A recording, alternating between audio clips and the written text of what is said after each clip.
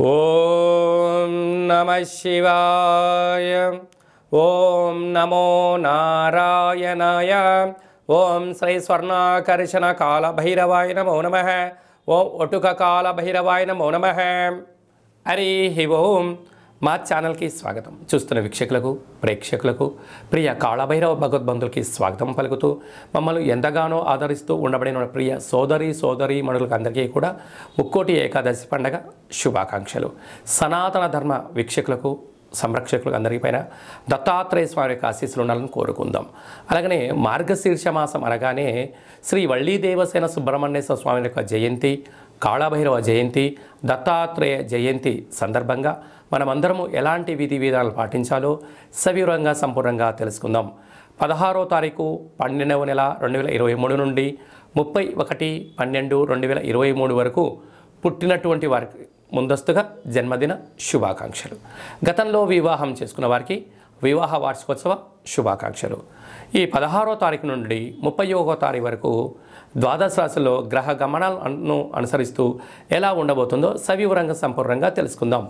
మేషరాశిలో గురు సంచార స్థితి, కన్యరాశిలో కేతు సంచార స్థితి, తులారాశిలో శుక్రుడు స్వక్షేత్ర సంచార స్థితి, వృశ్చిక రాశిలో కుజుడు స్వక్షేత్ర సంచార స్థితి, ధనుసు రాశిలో రవి బుధ సంచార స్థితితో బుధాదిత్య రాజయోగంతో ప్రయాణం అవ్వడం, కుంభరాశిలో శనేశ్వర స్వామి స్వక్షేత్ర సంచార స్థితి, మీనరాశిలో రాహు సంచార స్థితితో ద్వాదశ రాశిలో గ్రహ గమనాలు ఈ విధంగా ఉన్నాయి.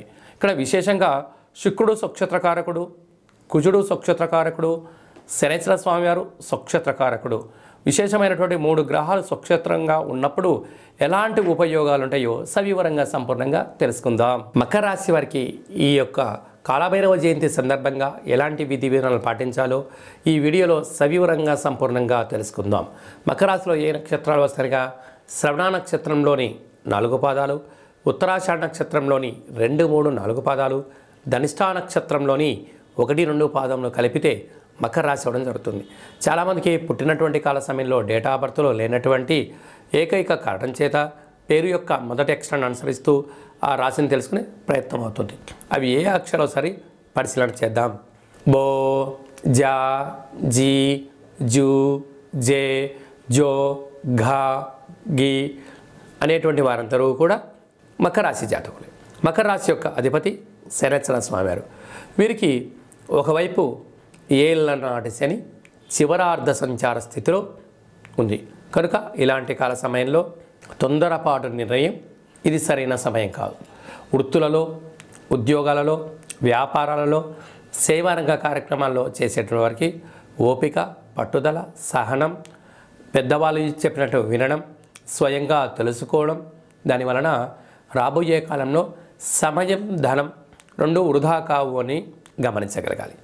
అలాగనే తృతీయంలో రాహు సంచార స్థితి ఉండడం వలన కంటి సమస్య, పంటి సమస్య, నరాల బలహీనత, వృత్తులలో, ఉద్యోగాల్లో శత్రువులు పెరగడం, అనారోగ్య బారిన పడే పరిస్థితి ఉంటుంది. కనుక సకాలంలో తిండి, సకాలంలో నిద్ర, సకాలంలో తగు వ్యాయామం, సూర్య నమస్కారం అవసరమని చెప్పి గుర్తుపెట్టుకోగలగాలి.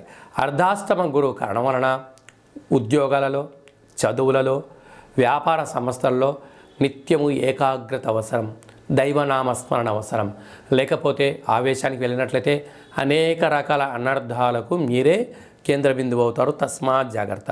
భాగ్యస్థానంలో కేతు సంచార స్థితి ఉండడం వలన వివాహమైనటువంటి దంపతులు, భార్యాభర్తలు ఒకరిపైన ఒకరు ప్రేమానురాగాలు, ఆధ్యాత్మికత చింతన, గౌరవాన్ని ఇచ్చి పుచ్చుకోవడం వలన మరో విజయానికి, సువర్ణపు అధ్యాయ జీవితానికి స్వాగతం పలకడానికి చాలా అవకాశాలని చెప్పి గుర్తుపెట్టుకోగలగాలి.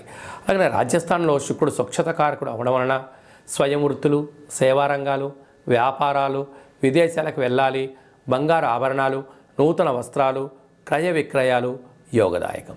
లాభస్థానంలో కుజుడు ఉండడం వలన భూమి యోగము, గృహయోగము, ధనయోగం, ఇంతకన్నా అదృష్టవంతులు ఎవరు లేరు అని చెప్పుకోవడంలో ఏమాత్రం సందేహం లేదు. వ్యయంలో బుధాదిత్య రాజయోగం కారణం వలన ప్రభుత్వ ఉద్యోగం ప్రయత్నం చేసేవారికి అదృష్టకాలం. కనుక మీ జన్మ నక్షత్రం రోజున అష్టమి పూర్ణిమ తేదీ అందున మౌనం, ధ్యానం అవసరమని చెప్పి గుర్తుపెట్టుకోగలిగినట్లయితే చాలా యోగదాయకం.